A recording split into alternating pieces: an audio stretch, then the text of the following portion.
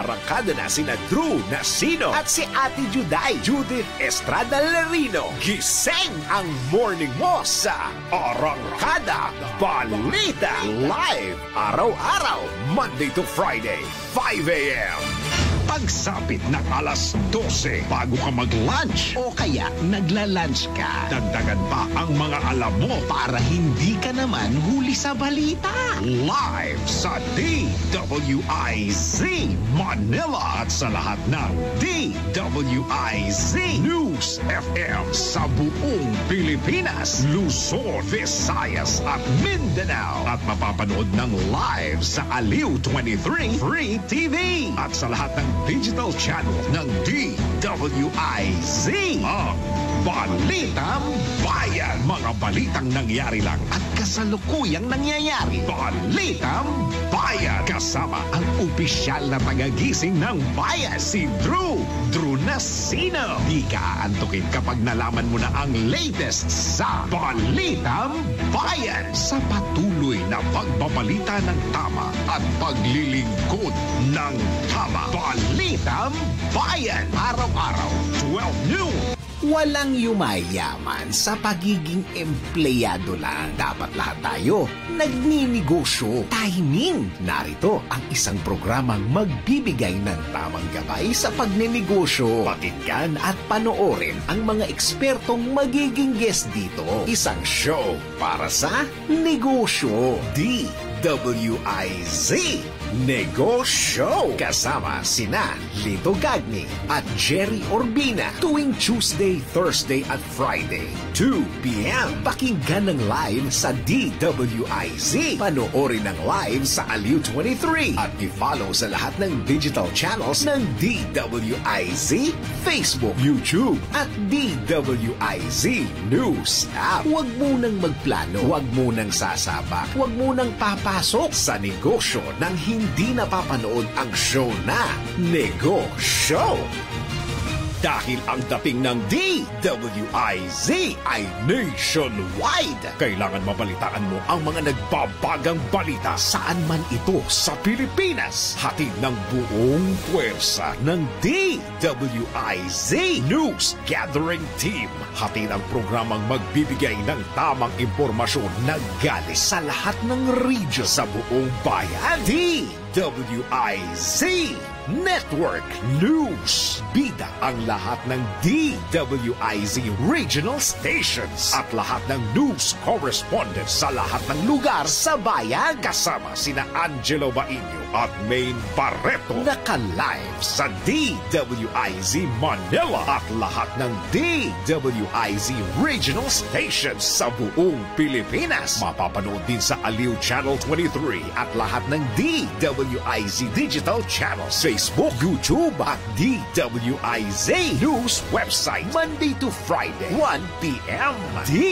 DWIZ Network News. Bawal ang babagal-bagal. Bawal ang kukupad-kupad. Mabilis na ang panahon, kaya maiiwan ka kapag hindi ka nakasabay sa bilis ng panahon. Presyo ng gasolina, saan traffic, saan hindi. May strike ba o wala? At mga balitang importante sa buhay ng commuter na Pinoy sa DWIZ Pasada Balita. Live sa DWIZ AM Metro and Mega Manila. DWIZ News FM Regional Stations. Aliw Channel 23 at nakalive din sa lahat ng DWIZ Digital Accounts. Kasama ang magbibigay ng kakaibang drive sa umaga, John Ibanez. DWIZ Pasada Balita. Tuloy sa pagbabalita ng tama, paglilingkod ng tama. Lunes hanggang Biyernes, 7 a.m. Huwag papayag na wala kang alam sa balita. Maiiwan ka niyan. Huwag kang papayag na hindi mo alam ang latest. Ma-out of place ka niyan. Programang hatid ang tamang balita at tamang impormasyon. Hindi lang sa Maynila, kundi sa buong bayan. Ronda Pilipinas. Pinakabago at pinaka-updated na mga pangyayari. Ihahatid live. Ronda Pilipinas. Pilipinas. Kasama ang gigising sa inaantok mong dugo, si Dennis Antenor Jr. Ronda Pilipinas. Makinig sa buong Pilipinas sa DWIZ Manila hanggang saan mang sulong nationwide sa lahat ng DWIZ local stations sa buong bayan. Watch din ng live sa Aliw 23 at sa Facebook at YouTube ng DWIZ Ronda Pilipinas, Monday to Friday, 10 a.m. Dahil ang balita hindi tumitigil. Dahil ang balita tuloy-tuloy na nangyayari. Dapat alam mo ang latest kahit ang mga taong nasa likod ng balita. Kaya makibalita kay Senyor Balita. Araw-araw, Lunes hanggang Biyernes, kasama si Ray Pacheco. Live na mapapakinggan sa DWIZ. Panoorin ang live sa Aliw 23 at naka-live din sa DWIZ Facebook, YouTube at DWIZ News website. Kaya mga senyorito at mga senyorita, mga senyor, DWIZ. Todo balita, Lunes hanggang Sabado dito sa DWIZ FM 89.3 News Radio Dagupan.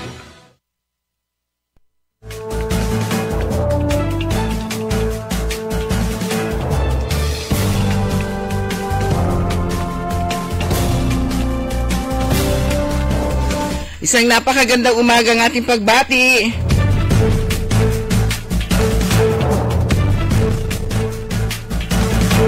Good morning. Magandang umaga po sa inyo lahat. Araw po ngayon ng Huwebes. At ngayon ay July 17, 2025. At oras na po natin programang Todo Balita at Komentaryo. As usual, sana po na sa oras ihatid namin sa inyo mga balita sa ating bansa at sa ibang dagat. Pagtalakay din po natin sa ating mga lokal na balita. Kami po yung matagapagbalita. Ako po si Susan Valdez daw. Ako naman si Liway Manantani Paragire. Dumako na tayo sa ating mga headlines, sa ating balitang pambansa. Soto, Bet Ampunin, si Hontiveros sa Veterans Block.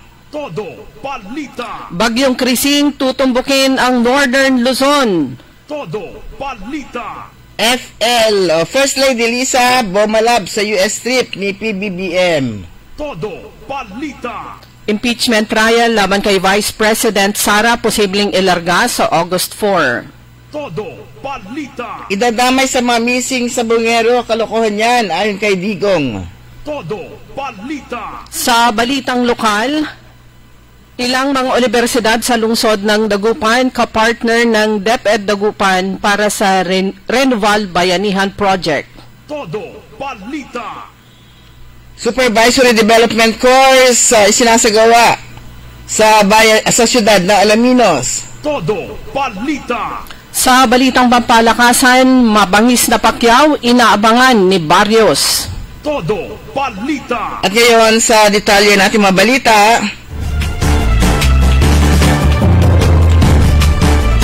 Handa ang Veterans Block na tanggapin si Senadora Risa Hontiveros kung gusto nitong sumanib ayon kay Senador Vicente Tito Soto III.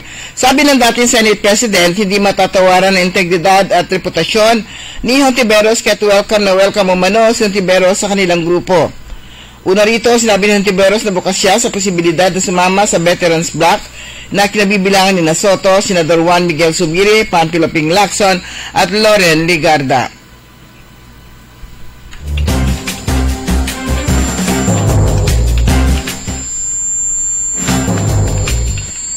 Samantala, sa August 4, posibleng magsimula ang impeachment trial laban kay Vice President Sara Duterte ayon kay Senator Joel Villanueva. Sinabi ni Villanueva na sa Hulyo 28, Lunes, gagawin ang State of the Nation Address o SONA ni Pangulong Ferdinand Marcos Jr.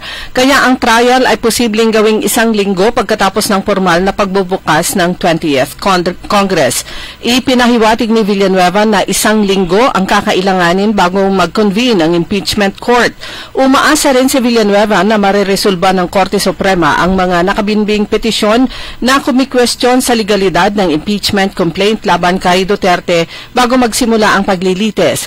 Nauna dito, inihain ng Senado ang manifestation ad cautelam sa Korte Suprema matapos itong hilingin sa Kongreso na magkomento at magsumite ng impormasyon hinggil sa impeachment.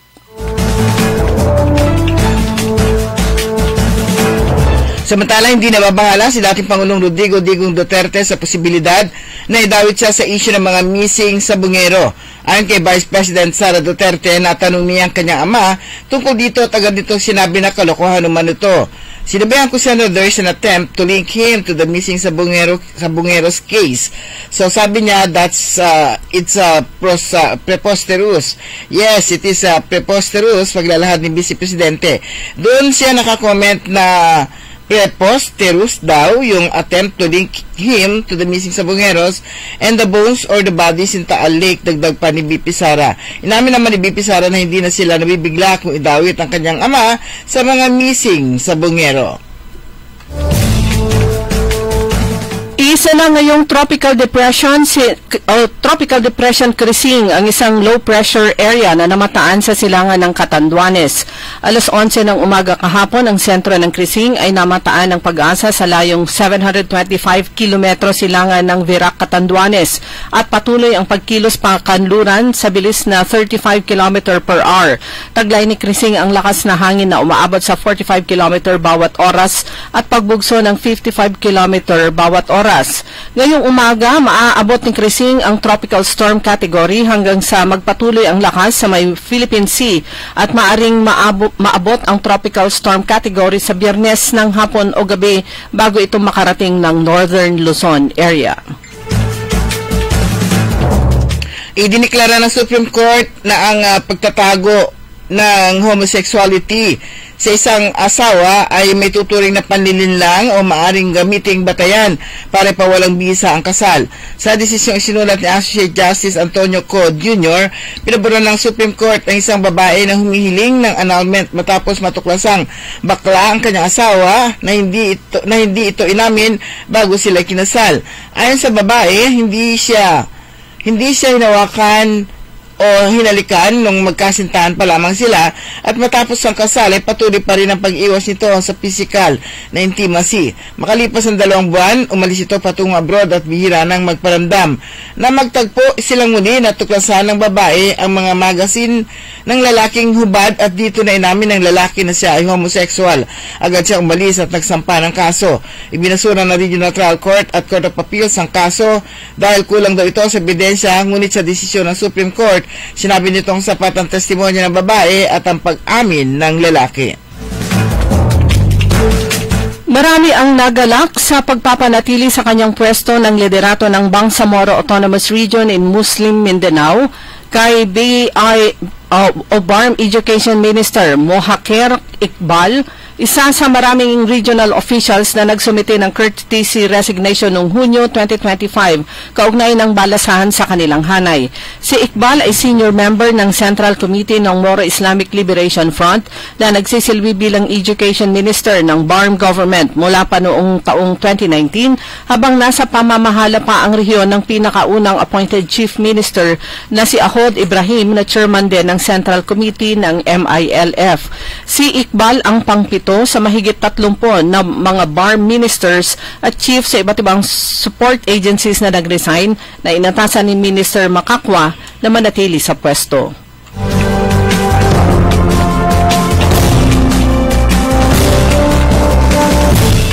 Nagbabala ang Bureau of Immigration laban sa bagong klase ng Romance Scam Hub o Romance Scam Hub sa ibang bansa na may peking job offer target ang mga Pilipino. Kasunod dito ng pagkakaligtas ng isang 24 anyos na lalaki mula sa Phnom Penh, Cambodia. Ayon sa biktima, nutusan siya magpanggap na wrong text message at saka haharutin ng biktima sa pamamagitan ng mga social at dating media platform tulad ng Tinder. Gumawa rin umano sila ng hindi bababa sa 3 peking profile ng babae para maloko ang target na biktima. Kwento pa ng biktima kapag mababa ang performance niya o kulang sa 15 oras ang work shift, pinapalo siya sa ulo o ginagamitan ng stun baton para takutin siya. Ani Viado, hindi ito ordinaryong online scam kundi mga full-blown operation na konektado sa human trafficking.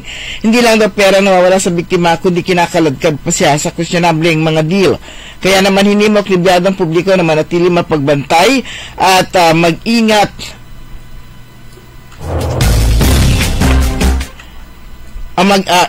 Kaya naman hinimok ni Viado ang publiko na manatili mapagbantay at mag-ingat dahil ang human trafficking ay nagkukublian niya sa likod ng mga online job offer. Samantala, pinagpapaliwanag ng isang mambabatas ang DPWH hinggil sa paglilipat sa ibang opisina ng ahensya ng multi-million peso na proyekto para sana sa lungsod. Ayon kay Las Piñas Representative Mark Anthony Santos, natuklasan niyang ang 27 o 27 na proyekto ng gobyerno para sa Las Piñas na nagkakahalaga ng 450 million pesos na ang implementing agency ay ang Las Piñas Muntinlupa District Engineering Office ay napunta sa Regional Office NCR ng DPWH.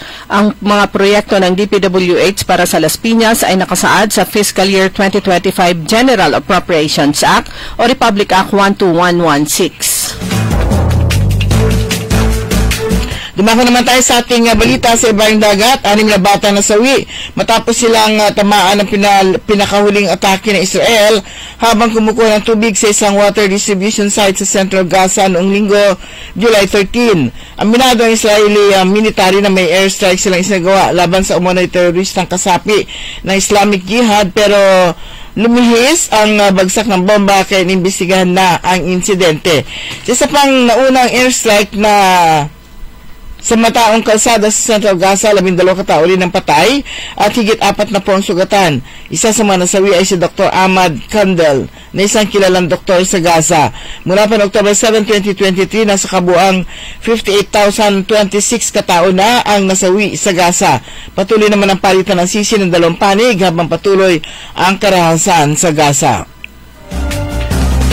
Dumako naman tayo sa mga balitang lokal. Ang Schools Division Office ng Dagupan City ay nakipag-partner sa 4 na universidad sa lungsod ng Dagupan para sa kanilang proyektong Project Renewal o Reading, Numeracy and Values Bayanihan Project. Sa pamamagitan ng Renewal Bayanihan Project ng SDO Dagupan, kanilang ipinisinta ang innovative at sustainable na approach, ma-integrate at ang tinatawag na 3 key components. Ito ang reading, numeracy, and values education. Sa pamamagitan ng nasabing programa, sila ay lumagda ng kasunduan sa mga partner universities na nasa lungsod ng Dagupan.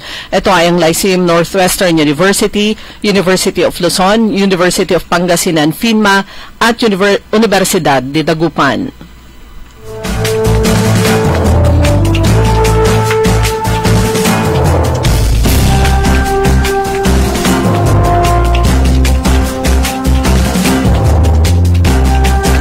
Magpapatuloy ngayong araw ang 4 na Supervisory Development Course Track 1 sa pangasiwa ni Retired Chief Administrative Officer Paterno Laboy mula sa NEDACAR at ang kanyang co-facilitator Supervising Human Resources Specialist Cherry Bayuga mula sa Civil Service Commission Regional Office 1. Mula noong Martes, marami na natutuhan ang mga participants mula sa mga modules kung saan mas napalalim ang kanina pangunawa sa personal effectiveness at supervision at challenge and commitment. Ang mga kaalaman at kasanayan ito ay tiyak na makakatulong sa kanila upang mas mapabuti ang kanilang pamumuno at pamamahala sa kanilang tanggapan. Bilang pagkilala at pasasalamat, iginawad ang sertipiko ng pagkilala kay Ginoong Laboy sa kanyang naging malagang bahagi bilang tagapagsalita sa unang 2 araw ng pagsasanay na higit pang luminang sa kakayahan ng mga kakayahan sa syudad ng Alaminos tungo sa mahusay at episyenteng pamamahala sa mga yamang tao. Ang City Health Office ng San Carlos City ay nagsagawa ng Orientation and Planning Workshop on the Road Safety Program. Layunin nito na palakasan ang ginagawa ng lungsod sa pagpopromote ng road safety at mabawasan ang traffic-related risks. Ang nasabing workshop ay pinangunahan ni Dr. Susan Benitez, ang City Health Officer ng nasabing lungsod, at ito ay dinaluhan ng mga representante mula sa iba't ibang departamento ng lungsod, mga agencies, organizations at institution, kasama si Councilor Dr. George Kalugay.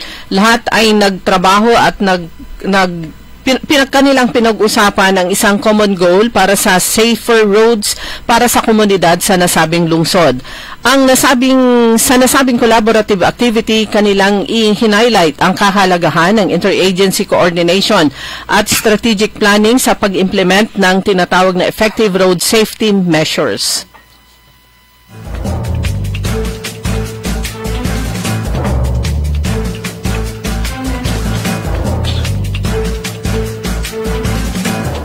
Sa karagdagang balita, opisyal na itinand over ni Police Colonel Ricardo David, Officer in Charge, Provincial Director ng Pangasinan Police Office, ang utos sa bagong Officer in Charge na si Police Colonel Arbel Merculio para matiyak ang kapayapaan at kaayusan at mapanatili ang kaligtasan ng publiko sa lalawigan.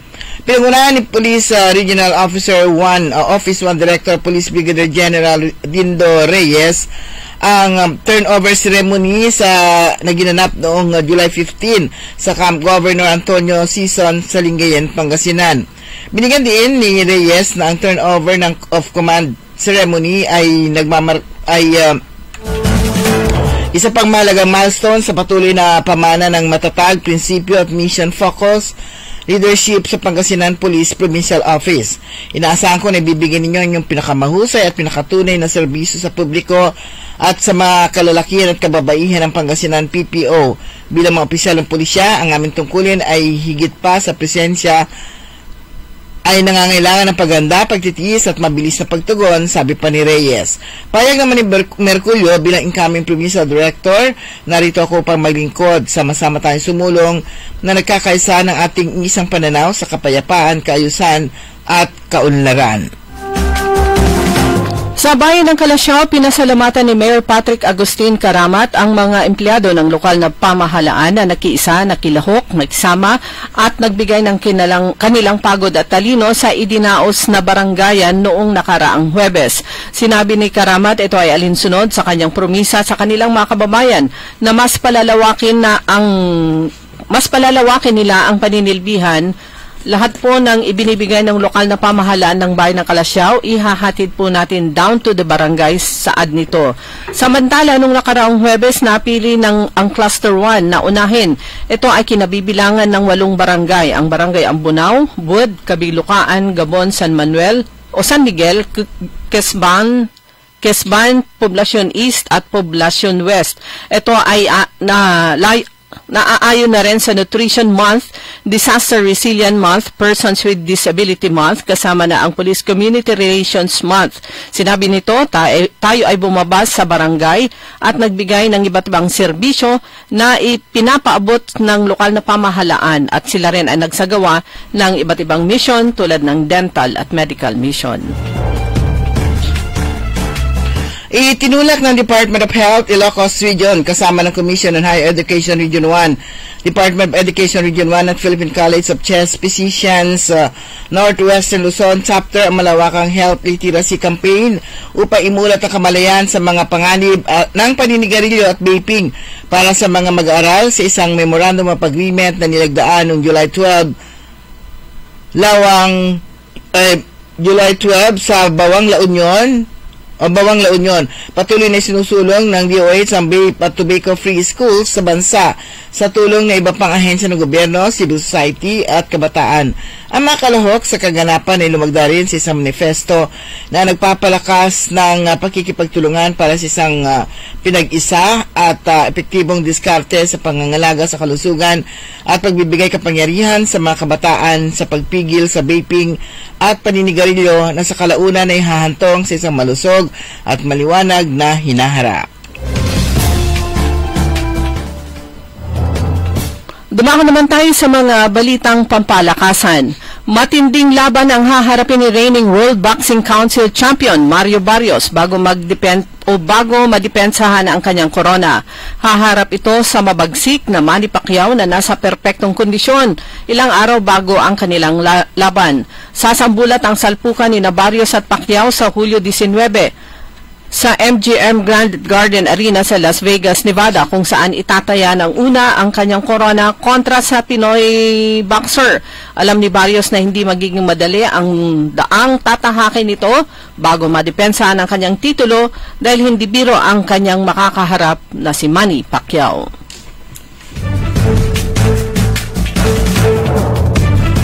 Sumanyang kabuuan nating newscast sa ating todo balita at komentaryo. Ang inyo po mga tagapagbalita. Ako po si Susan Valdez Yadaw. Ako naman si Liway Manantan Iparagire. Kantabay natin si Carl Eli Garcia. Oras po natin, ganap na alas 5:27. DWIZ. Ang balitang ito ay inihatid sa inyo ng Bingo Plus. Download Bingo Plus app now on Google Play and Apple App Store for a chance to win up to 935 million pesos jackpot prize. Visit bingoplus.com to learn more. With Bingo Plus, bingo sa saya plus sa panalo. Gaming is for 21 years old and above only. Game responsibly. Keep it fun. Magandang araw po sa ating lahat, sa ating mga bisita. Inaanyayahan ko po kayo sa aming lungsod ng Alaminos para po mabisita at ma-experience ang ating mas pinagandang 100 Islands.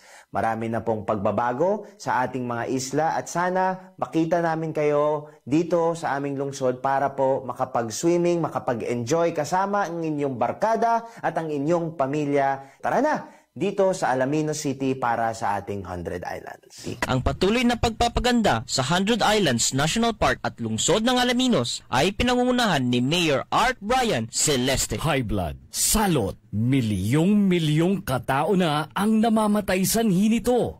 Kaibigan, baka ikaw na ang susunod. Ni Mrs. Flor de Lisa Barbosa, ti Rosario, Santiago City.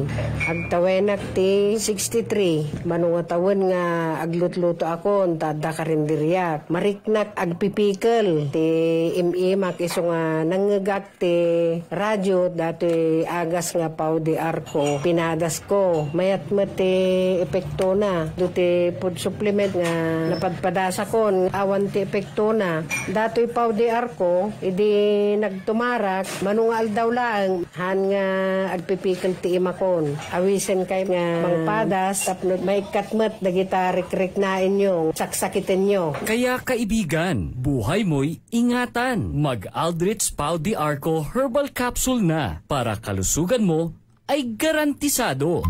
Hoy mga suki, hanap nyo ba ay mga murang bilihin, malinis at sariwang pagkain sa pang-araw-araw at handaan tuwing may okasyon?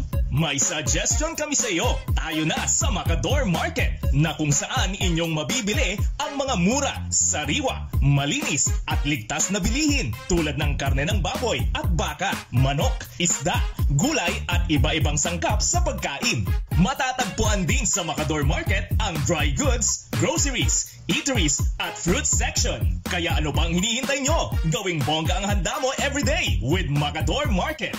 Macador Market is open from 4 a.m. to 8 p.m. Visit us at Macador Market, Galvan Street at Zamora Street sa downtown Dagupan City. What's up, Pilipinas? What's up, Pilipino? Sana diretso ang araw mo na payapa, tahimik at maunlad. Tara, sali ka na sa programang may usapang pangkapayapaan, usapang pangkaunlaran sa Up Pilipinas. Usapang pangkapayapaan, usapang pangkaunlaran Pilipinas. Kasali ang lahat sa kwentuhang pambayan. Live na live sa DWIZ Manila. Live din sa Aliw 23 Free TV. At pwedeng i-follow sa lahat ng DWIZ Facebook, YouTube. At pwede rin mapanood sa DWIZ News app. Kasama si retired Brigadier General Jerry Zamudio at ang batikang broadcaster na sina Andy Vital at Emil Carrion. Up Pilipinas. Usapang pangkapayapaan. Usapang pangkaunlaran Pilipinas. Tuwing Tuesday to Friday, 7 p.m. Makisali sa mainit na talakayan sa Karambola. Live na napapanood ang Karambola via DWIZ 882 Facebook page. Maaari ninyong ipadala ang inyong mga komento o opinion sa aming mga text line 0908-136-6060 o tumawag sa aming hotline 470-1750-54. Karambola Nationwide. Pilipinas ngayon na pinangungunahan ni dating Press Undersecretary Robert T. Rivera at ni Lady Eliza, winner of the 2022 Radio and Online Host of the Year Award mula sa Asia Pacific Luminaire Awards sa kanilang segment na Oh My Arms. It's culture, health, and wellness, business at iba pa. At ng Bravo Filipino Awards as the most stylish teleradio team tuwing Lunes at Miyerkules alas 2 hanggang alas 3 ng hapon. Pilipinas ngayon na. Para diretso na alive ang umaga mo. Para diretso na buhay ang dugo mo. Para diretso na ang bangon at trabaho na agad-agad. Iaarangkada na namin ang mga balitang kailangan mo. Ibibigay na namin ang mga impormasyong pinaka-latest, pinakabago, pinag-uusapan, trending, viral. Arangkada Balita live sa DWIZ Metro at Mega Manila. DWIZ News FM regional stations. Naka-live din sa lahat ng DWIZ Digital News account, Facebook, YouTube at DWIZ News website. At panoorin din ang live nationwide sa Aliw 23 Free TV. Arangkada Balita. Arangkada na sina Drew Nasino at si Ate Juday, Judith Estrada Larino. Gising ang morning mo sa Arangkada Balita.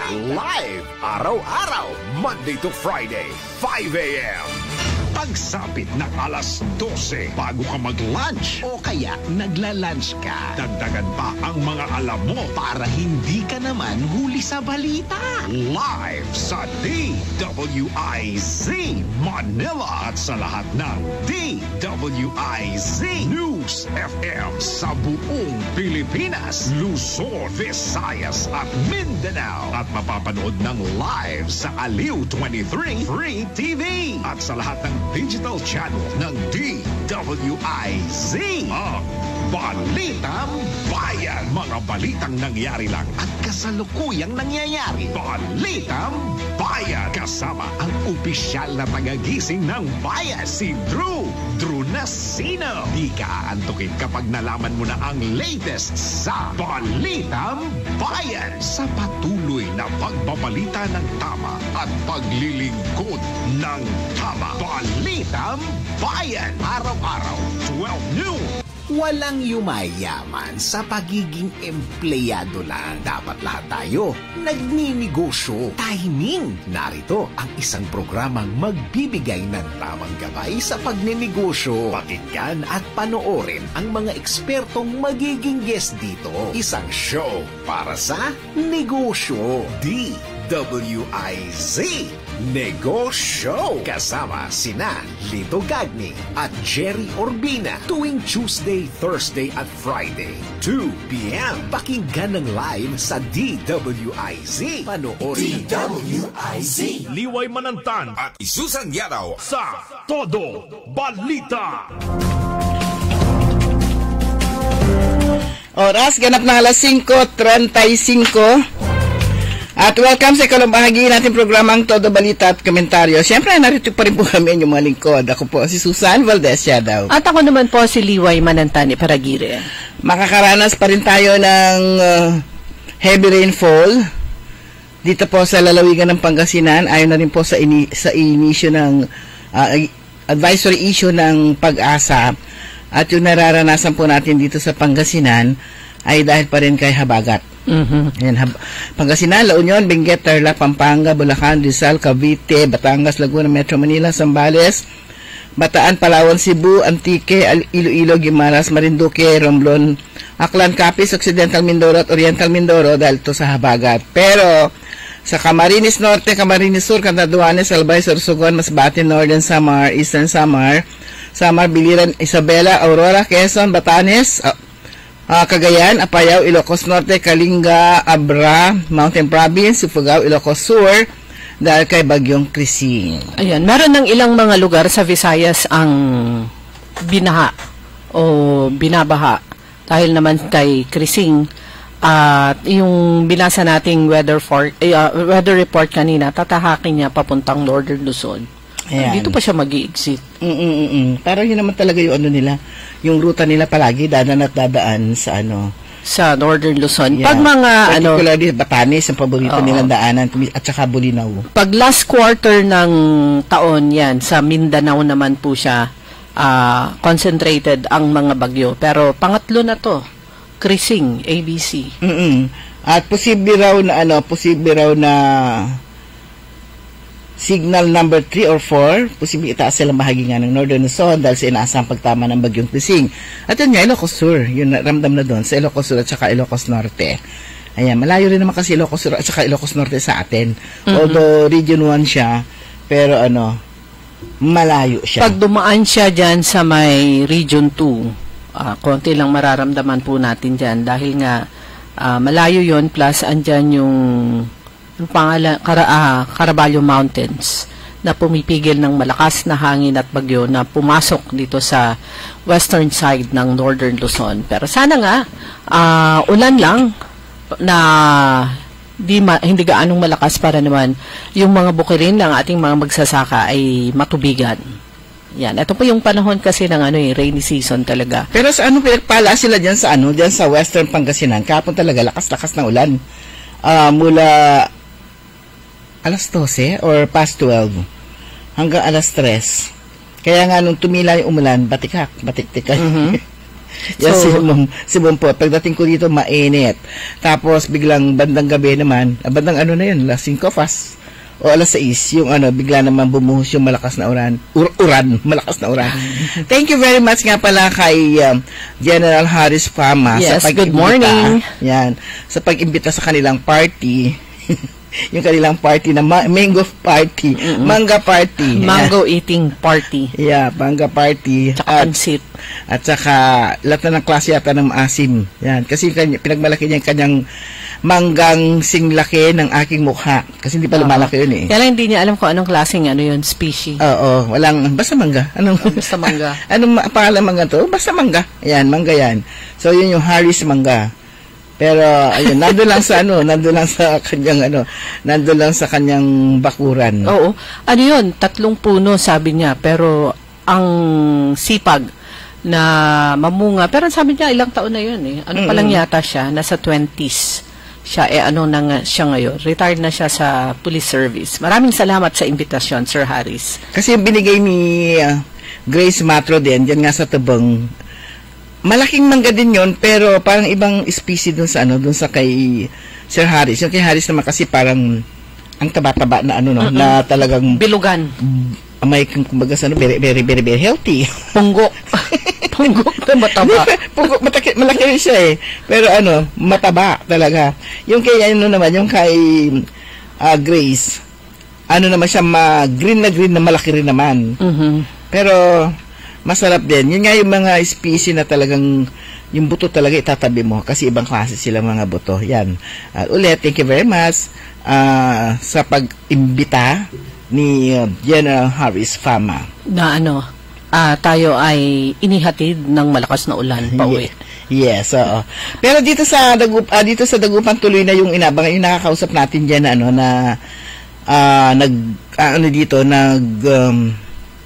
check-in dito sa Bedbox Hotel, yung mga Jehovah's Witnesses na sabi nga nila nung meron silang tinatawag na Filipino Sign Language Convention. So gaganapin na yon bukas, 3 araw yun, 18, 19, 20 sa CSI Stadia. So itong convention na ito will showcase how Jehovah's Witnesses organize large-scale gatherings for the deaf community, highlighting their commitment to inclusivity and accessibility. Sabi nga, may 3,000 yung nakausap natin may 3,000 tapos, pero yung 3,000, yung 1,500, yun yung mga pipit bingi, meron silang kasama. Sign para sa Meron silang, yung kasama nga nila, parang yung mga bulag, di ba may makasama? Maalalay, parang ganon. Merong special tactile translation service will be provided for delegates who are both deaf and blind. Ay, may bulag din.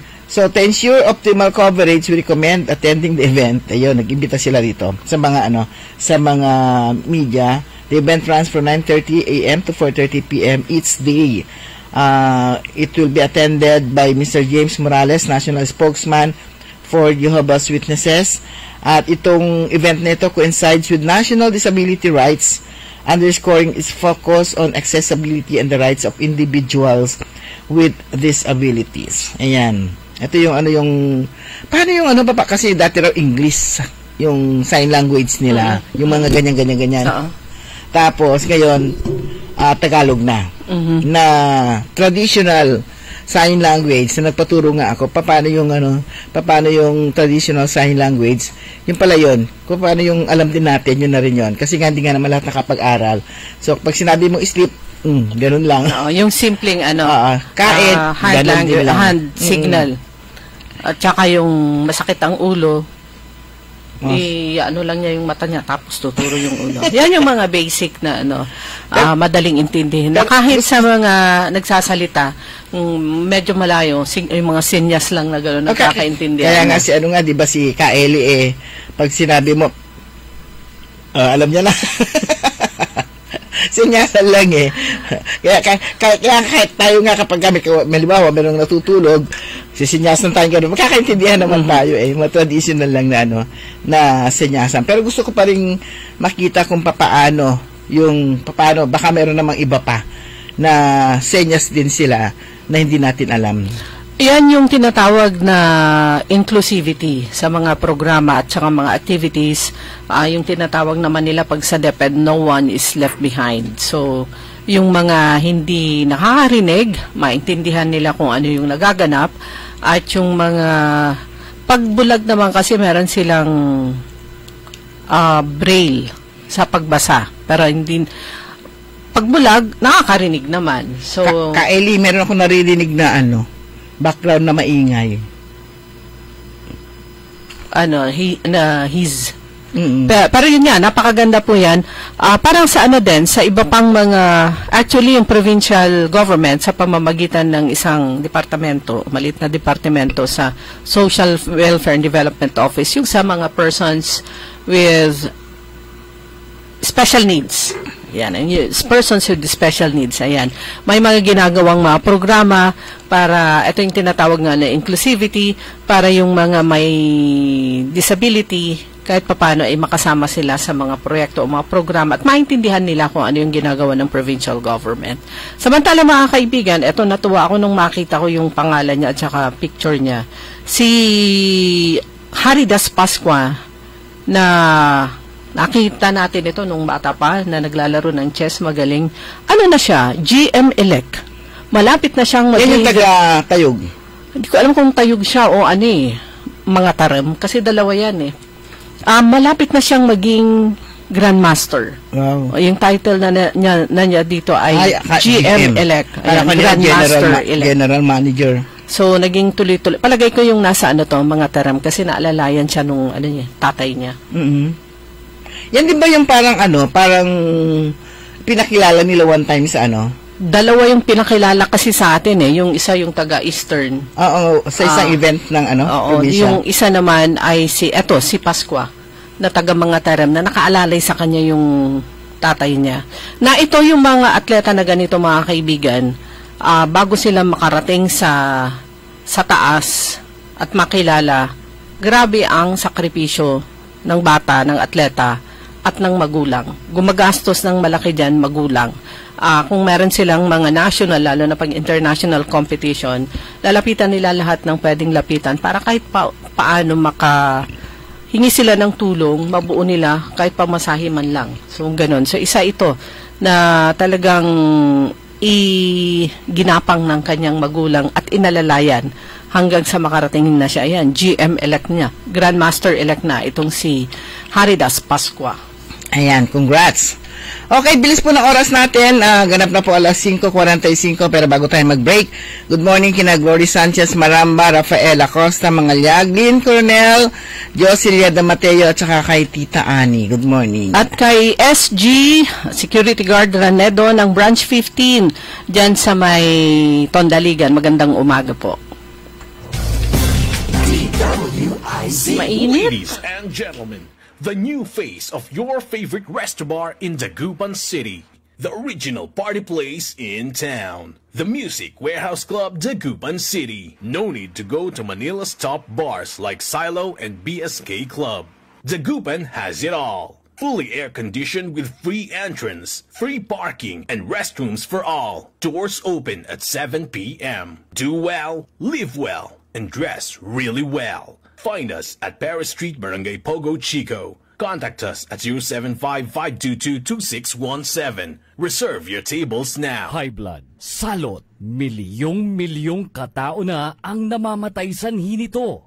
Kaibigan, baka ikaw na ang susunod. Ako ay si Maria Lunag ng Cordon Isabela, 16 years old. Yung asawa ko may diabetes, cholesterol, may high blood. Narinig ko sa radyo, mabisa daw yung Paul capsule. Bumili ako, pinainom ko sa asawa ko. Gumaling siya at lumakas. Kayo mga kabarangay ko, gumamit na kayo ng capsule. Kalusugan mo garantisado. Kaya kaibigan, buhay mo'y ingatan. Mag-Aldrich Pau de Arco Herbal Capsule na para kalusugan mo ay garantisado. Hoy mga suki, hanap nyo ba ay mga murang bilihin, malinis at sariwang pagkain sa pang-araw-araw at handaan tuwing may okasyon? May suggestion kami sa iyo. Tayo na sa Macador Market na kung saan inyong mabibili ang mga mura, sariwa, malinis at ligtas na bilihin tulad ng karne ng baboy at baka, manok, isda, gulay at iba-ibang sangkap sa pagkain. Matatagpuan din sa Macador Market ang dry goods, groceries, eateries at fruit section. Kaya ano pang hinihintay nyo? Gawing bongga ang handa mo everyday with Macador Market. Macador Market is open from 4 a.m. to 8 p.m. Visit us at Macador Market, Galvan Street at Zamora Street sa downtown Dagupan City. Dahil ang dating ng DWIZ ay nationwide. Kailangan mabalitaan mo ang mga nagbabagang balita saan man ito sa Pilipinas. Hatid ng buong puwersa ng DWIZ News Gathering Team. Hatid ang programang magbibigay ng tamang impormasyon na galing sa lahat ng region sa buong bayan. DWIZ Network News. Bida ang lahat ng DWIZ regional stations at lahat ng news correspondents sa lahat ng lugar sa bayan. Kasama sina Angelo Bainio at Maine Barreto. Naka-live sa DWIZ Manila at lahat ng DWIZ regional stations sa buong Pilipinas. Mapapanood din sa Aliw Channel 23 at lahat ng DWIZ digital channels, Facebook, YouTube at DWIZ News website Monday to Friday 1 p.m. DWIZ Network News. Bawal ang babagal-bagal. Bawal ang kukupad-kupad. Mabilis na ang panahon, kaya maiiwan ka kapag hindi ka nakasabay sa bilis ng panahon. Presyo ng gasolina, saan traffic, saan hindi. May strike ba o wala? At mga balitang importante sa buhay ng commuter na Pinoy sa DWIZ Pasada Balita. Live sa DWIZ AM Metro and Mega Manila. DWIZ News FM Regional Stations. Aliw Channel 23 at nakalive din sa lahat ng DWIZ Digital Accounts. Kasama ang magbibigay ng kakaibang drive sa umaga. John Ibanez. DWIZ Pasada Balita. Tuloy sa pagbabalita ng tama. Paglilingkod ng tama. Lunes hanggang Biyernes, 7 a.m. Huwag papayag na wala kang alam sa balita. Maiiwan ka niyan. Huwag kang papayag na hindi mo alam ang latest. Out of place ka niyan. Programang DWIZ Liway Manantan at Isusan Yaraw sa Todo Balita. Okay, oras po natin, alas 10 minuto na lang bago sumapit ang alas 6. Alas 6, talagang may may sound. Yeah, meron siyang malakas talaga yung baka yun. Nadagdagan. Anyway, kahapon naman mga kaibigan, dito sa lungsod ng Dagupan, yung opening ng isang art exhibit, ito yung Art for Everyone, diyan sa SM Center Dagupan, at merong tatlong maraming mga artworks, mga paintings na nakadisplay doon na majority ay for sale. So, pwede kayong bumili. May mga nakalagay na doon na mga presyo. Meron naman yung, exhibit lang siya, for exhibit lang. Ito yung mga artworks ng mga ng mga bata na binigyan ng seminar ng iba't ibang arts group dyan sa May Dagupan Teen Center. So, ang mga kasama ng mga artists ay grupo ng mula sa Pangasinan Art Community na pinangungunahan ni Gino Tioseco, ang Arts Guild of La Union sa pangunguna ni Jerome Barbadillo at ng Agini Kolektibo ni Jai Hernandez. So yung opening program kahapon, yung ribbon cutting, pinangunahan ni na Vice Mayor Dean Brian Cua ng Dagupan, representing Congresswoman Manay Gina de Venecia, si Attorney Gerard Tabadero, at syempre ang mall manager na si Ma'am Eileen de los Santos. So ito po ay mula kahapon, July 16 hanggang July 29. Natutuwa tayo dahil ang daming mga estudyante na inantabayanan nila yung pagbubukas. Then, nung open na sa lahat, ay talagang umikot sila. Pero sabi ni Sir Jai Hernandez, sabi niya, ang laki ng tulong, in-acknowledge niya, laki ng tulong nung batas na ipinasa ni former Congressman Tof de Venecia. At unti-unti nararamdaman na nila yung epekto. Ito naman ay, ang dami pong mga artists, iba't ibang artists na sa painting, sa musika at iba pa, pero hindi sila masyadong nabibigyan ng sort of platform para kanilang maipakita, maipalam yung kanilang kahusayan at kahit papano mabigyan ng pagkakataon na kumita rin. So, sabi meron mga LGUs na meron mga LGUs talaga na supportive sila sa mga sa mga artists. O kahit na anong uri man ng arts yung kanilang nalalaman. Meron din mga LGUs na iba naman yung kanilang focus lang. Sabi nga ni Sir Jai Hernandez kahapon, talaga namang it will take time bago ang isang artist ay kumita dun sa kanyang artwork o kung ano man yung kanilang talento. Pero sabi niya, sige lang, kumbaga anos labat. Kumbaga, pag ano naman na, kapag okay naman na kapag okay. Parang kahapon, meron na, on the first day, pagka-open, meron na yung isang artwork doon na ni-reserve na. May bibili na, pero ilalagay muna doon ng ilang araw bago niya i-pull out. Pag may nagustuhan kayo doon sa mga artworks at gusto niyang bilhin, pwede naman na daw iuwi agad-agad. Or kung gustong magstay muna doon para makita pa ng iba, pwede naman.